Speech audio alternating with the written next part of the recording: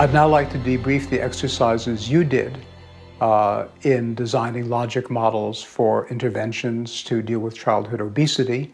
I asked you to do a logic model for one of the three interventions. Since I don't know which one you did, I'm going to show you logic models for all three.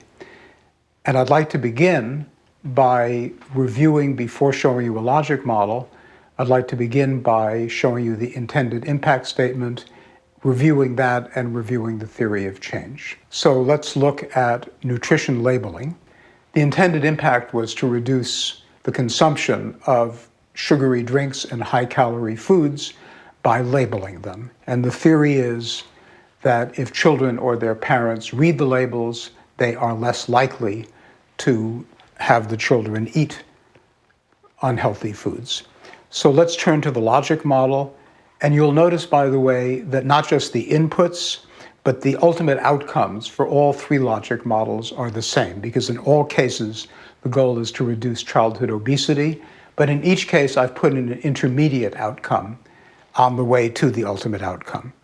So in the case of nutrition labeling, the intermediate outcome is that products are sold with labeling that identifies their calorie content, that stores and restaurants adhere to the labeling requirement, and that will result in a reduction of high-calorie drinks and foods and an increased consumption of healthier alternatives.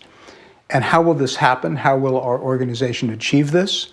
It's going to require advocacy to the food and beverage industry to gain support for labeling. It's going to require advocacy to policymakers to legislate labeling, advocacy perhaps to schools to reduce the sugar-sweetened beverages they served, educating parents and children about nutrition, and engaging in the broader community to build support for this effort. Notice what makes this strategy different from any ones we've looked at so far is that it requires advocacy. It requires trying to persuade food and beverage manufacturers or restaurants to have nutrition labeling, or perhaps to persuade policymakers to require that. An advocacy strategy requires a logic model all of its own. That's something we're not going to cover in this introductory course on elements of strategy, but is a really important aspect of strategy for achieving many outcomes. And now let's turn to the second strategy for dealing with childhood obesity, mandatory nutrition education. The ultimate outcome is the same for this logic model as for the first, but the intermediate outcomes are different. Here we're seeking more classes taught and students reached through mandatory education, with a reduction in the consumption of junk food and sugary drinks, and also increased physical activity. How do we get there? That's what the activities and output section are. We acquire educational resources. There need to be textbooks, curricula for this. We identify and hire nutrition educators. These could be existing teachers who learn how to do nutrition education or special teachers. We work together with K through 12 public and private schools to implement the curriculum, and perhaps once again an advocacy strategy, work with state and local government to legislate mandatory nutrition education. With respect to advocating to legislators, I should add a note that there are limits under the Internal Revenue Code of what a foundation can do with respect to advocacy.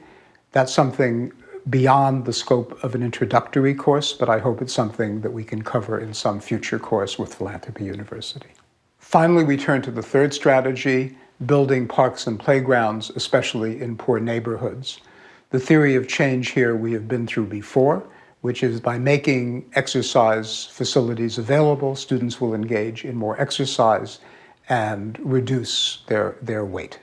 And now we turn once again to the logic model. If you look at the intermediate outcomes, you'll see it's private and public funding for parks and playgrounds, with the result that more parks and playgrounds are constructed, there's more physical activity, there's more community engagement in physical activity. And then the question is, how do we achieve it? There's an organization called Kaboom, whose mission is to build playgrounds for children. So one activity would be consult with them on strategies for doing this, engage other philanthropists in supporting playground and park construction, work with developers to construct new parks and playgrounds, acquire land from the city government or from others to do that, and engage more broadly with the community to advertise park and playground space with the goal of getting children to use those spaces. So now we've seen 3 logic models for the 3 quite different strategies for reducing teen obesity in our city.